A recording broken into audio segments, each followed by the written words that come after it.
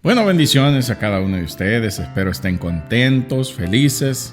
¿Ha pasado por su mente algún día diciendo, ¿por qué Dios hace todo lo contrario de lo que yo le estoy pidiendo? ¿No le ha pasado a usted? Sí, algunos dicen que sí.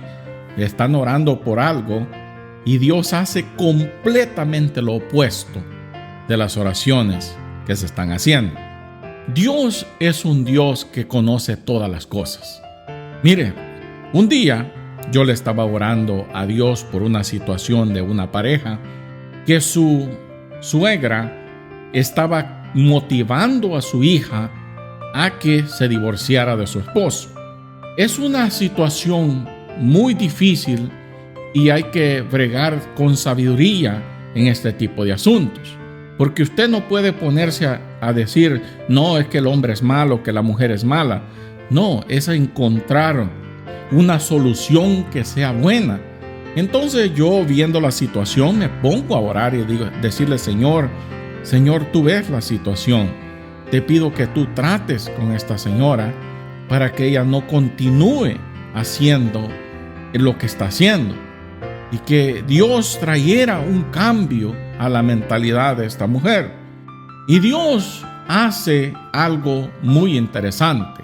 Cambia totalmente el pensamiento de la señora hacia él y le habla con su hija y le dice que ella está mal.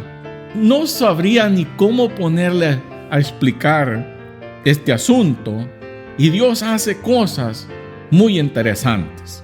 A veces sucede todo lo contrario, que usted ora por algo y le salen las cosas mal. Hay unas personas que oran y Dios les responde.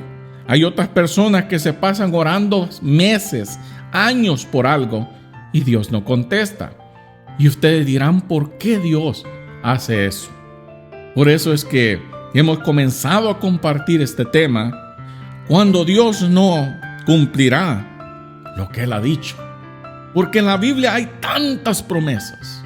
Si usted se pone a ver todo lo que dice sobre promesas, usted va a encontrar tantas promesas para el pueblo, no solo de Israel, sino que para el pueblo gentil, de promesas que Dios ha hecho.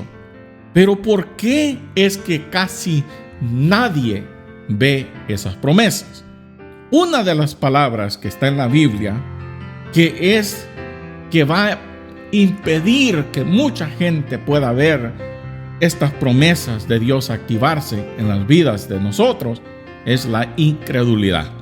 Porque la Biblia dice la duda, la incredulidad, tanto que la Biblia dice bien claro que el que duda, dice, no crea que recibirá cosa alguna de parte del Señor. Por eso es que mucha gente puede pasar orando por años por algo y Dios no contesta.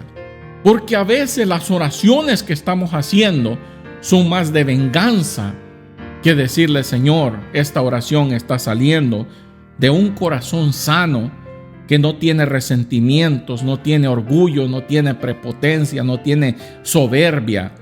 ¿Cuántos están contentos solo con eso? Ya mucho, ya no le gustó. Dicen, no, si hermano, si todas mis oraciones son de venganza, de que Dios castigue, de que Dios traiga juicio, y mira, Señor, aquel que me hizo aquello, que me cortó el camino, Señor, castígalo, manda juicio. Esas son las oraciones de mucha gente. ¿Y sabes qué Dios va a hacer? Todo lo contrario. Va a bendecir a aquella persona. ¿Por qué? Porque esa persona quizás lo hizo en ignorancia. Y lo hizo, y quizás esa persona es un hijo de Dios a quien tú maldijiste. Y eso a Dios no le agrada. Tenemos que tener gran cuidado, porque nosotros pudiéramos maldecir a una persona con nuestras palabras y todo eso, sin darte cuenta de que esa persona es un siervo de Dios, una sierva del Señor. Tenga mucho cuidado, porque pudiera ser que Dios no va a cumplir lo que Él te ha dicho, porque tu corazón no está listo todavía. Y eso es algo que tenemos que ver. Y por eso hemos estado hablando sobre este tema, y que Dios hace cosas a veces que no es lo que esperamos. Y Dios ha dicho, yo voy a hacer esto, yo voy a hacer aquello. Yo he hablado una palabra y la voy a cumplir. Pero la gente dice, ¿por qué Dios no cumple lo que Él ha dicho? ¿Por qué Él no me está dando lo que Él me ha dicho? ¿Por qué Dios no ha abierto las puertas que me dijo que iba a abrir? Porque todo en Dios tiene sus requisitos. Porque si tú te examinas a ti mismo, pudieras descubrir que tú abandonaste ciertas cosas. Y tú podrás decir, oye, sí es cierto. Yo me acuerdo que yo era una persona más amable. Yo me acuerdo que yo era una persona que a todo el mundo ayudaba. Yo me acuerdo que cuando Dios me habló, yo era una persona que me pasaba en ayuno, en oración. Y eso te va a ayudar a ti a ver en qué estás fallando. Quizás eso le ayude a usted para que podamos ver que Dios no ha cambiado. Esto es como cuando un padre le dice a su hijo, mi hijo, cuando cumplas 18 años te voy a dar un auto. Pero el muchacho comienza a actuar de una manera que no es una manera responsable. ¿Y qué dice el hijo? Papi, ¿te acuerdas que tú me dijiste que cuando tuviera 18 años tú me ibas a dar un auto? Sí, hijo, te lo dije. Pero yo no te veo una persona responsable. Yo te veo que estás actuando irresponsablemente, por lo cual yo no puedo cumplir la promesa que te hice, a menos que tú encajes en la manera que yo quiero verte. Ya estamos entrando en un terreno a donde usted puede decir, por esa es la razón que Dios no me ha dado lo que me ha prometido, porque nosotros nos desviamos, porque nosotros no estamos encajando en lo que Dios nos ha dicho. Dios está dispuesto a cumplir lo que nos ha dicho, porque Él no va a mentir. Pero nosotros podemos hacer que Dios no haga aquello, porque no nos va a traer ningún beneficio. Y Dios es un Padre bueno. ¿Ok? Así es que si tú tienes una promesa de parte de Dios, pero tú no estás actuando de acuerdo a las cosas que Dios ha dicho, pudiera ser que tú vas a tener que dar un paso para que Dios pueda obrar en tu vida. ¿Sí? ¿Le parece? ¿No le parece? Bueno, a unos les parece, a otros no les parece, pero de todas maneras tenemos que comenzar a ver las cosas como Dios quiere que las veamos. Bueno, pues, comencemos aquí. Vamos a estar hablando en esto. Usted sabe, las historias en la Biblia pueden ser vistas de muchos ángulos. Y estas historias no son nada que usted pueda decir, yo no conozco esa historia. Claro que sí. Porque Dios habla a una persona y le dice, yo quiero que vayas y lleves un mensaje. Y usted sabe que Jonás escoge decir, no, Señor, ellos son nuestros enemigos. Acuérdate que son gente sin misericordia y son gente malvada y son gente perversa y son gente que no merecen tu perdón. Y esa fue la razón por la que Jonás no hizo caso al mandato del Señor cuando Dios le dijo que fuera a pregonar a Nínive. ¿Por qué? Porque él creía que estas gentes no merecían el perdón de Dios. ¿Y cuántas personas ahora en este tiempo pudieran decir que hay ciertas personas que no merecen el perdón de Dios? ¿Verdad que muchos? Y Dios habla al profeta y le dice, esta ciudad es grande en extremo. Pero cuando ve usted la dimensión, no es que era grande en sí la ciudad, sino que lo que Dios estaba diciendo es, delante de mí, le dice, es grande porque hay mucha gente que necesita salvación. Y Dios ve las cosas de una manera que nosotros no podremos ver muchas veces. Y por eso es necesario orar de una manera diciéndole, Señor, ayúdame a ver las cosas como tú las ves. Porque es ahí cuando vamos a ver la mano de Dios.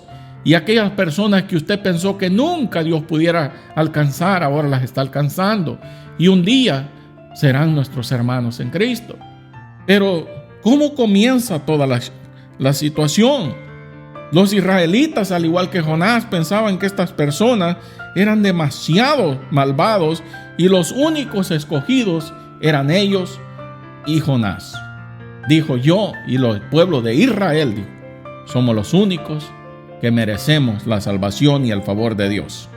Así hay mucha gente que piensan que los demás que están perdidos no merecen la salvación, porque Dios tiene misericordia. Dios quiere traer un cambio. Usted se ha puesto a pensar qué lleva a este rey que estaba en ese entonces. El monarca que se cree que estaba en ese tiempo cuando Jonás fue a pregonar, se cree que eran uno de estas tres personas: Salmanasar III, Assur-Danil o Assur-Nirari. Según aquellos estudiosos, creen que uno de estos tres era el que estaba gobernando en ese tiempo. La pregunta sería: ¿Dios comenzó a trabajar en el rey primero o en el pueblo? Porque imagínense que el rey hubiera tenido un deseo en su corazón y miraba toda la idolatría que practicaba su pueblo y decía: Dios, ayúdanos. Simplemente le voy a poner lo que yo pienso del asunto. Muchos pudieran decir: no, hermano, no fue así. Aguánteme ahí. Imagínense que el rey decía: si tú eres el Dios de Israel, el que has hecho tantas cosas, ayúdanos. Yo veo que este pueblo mío ya está desenfrenado, no está haciendo las cosas bien. Y Dios oye esa oración y envía al profeta, quizás que menos calificado estaba para hacer el trabajo.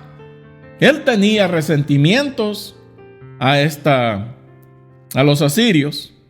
Y entonces, ¿qué pasa? Y él dice: no, yo quiero la destrucción de esta gente, no que Dios la perdone. Si usted ve el relato de todo lo que él dijo y usted ve este asunto. Y esto acontece en el año 862 a.C., que Dios habla a este profeta llamado Jonás. Cuando usted va a buscar información sobre el profeta, no encuentra casi nada. Aún cuando dice que era hijo de tal persona, no se sabe. Yo busqué tanto queriendo encontrar información sobre, y a la verdad no pude encontrar casi nada, porque hay momentos cuando lo que Dios quiere darnos a ver es más importante que el vaso que va a usar. Y eso pasa muchas veces. Por eso hay gente que ha entendido de que este evangelio es de darle la honra y la gloria a Dios y no al ser humano. Debemos de dar honra al que honra merece, claro que sí. Pero nunca ande usted levantándose el cuello, porque esa será tu recompensa. Mucha gente no entiende eso. Cuando el hombre se exalta a sí mismo, se levanta, esa es tu recompensa. Pero cuando Dios ve a una persona que no anda levantándose el cuello, Dios te levanta, Dios te pone, Dios te da nombre. Pero mucha gente no entiende eso, porque su orgullo es demasiado grande. Cuando vamos a Jonás, en el capítulo 3 y el versículo 1 en adelante, y dice que fue de esta manera: y fue palabra de Jehová por segunda vez a Jonás, diciendo. Dios no había hablado con Jonás una sola vez. Dios le había hablado a Jonás y haciéndole ver que tenía que hacer la obra, pero él como que estaba un poquito diciendo: no, yo no quiero que Dios salve a esta gente. Pero así somos a veces, ¿verdad que sí? Pero mire pues, le dice todavía: levántate y ve a Nínive. Esta versión lo dice de esta manera en el versículo 2. Levántate y ve a Nínive, aquella gran ciudad, y publica en ella el pregón que yo te diré. ¿Y qué pasó? Levantándose Jonás fue, saltando, diciendo: Señor, gracias porque me has permitido hacer esta labor para ti, Señor. Sí, eso fue lo que hizo. Bueno, pues, para aquellos que creen que El hombre se levantó y lo miran caminando por el bosque, saltando, diciendo: gracias, Señor, porque vistes a tu siervo obediente, que no es soberbio, que no es orgulloso, y ahora voy feliz a hacer lo que tú me has mandado. ¿Qué dice el versículo 3? Y levantándose Jonás fue a Nínive, conforme a la palabra de Jehová, y era Nínive ciudad sobremanera grande, de 3 días de camino. Aquí se cree que cuando está hablando de una ciudad grande de 3 días de camino, era porque él se tenía que detener y a pregonar, y después seguir, descansar un poco, seguir, y por eso es que lo dice de esa manera. Cuando estuve echándole un vistazo a todo esto, eso fue lo que encontré.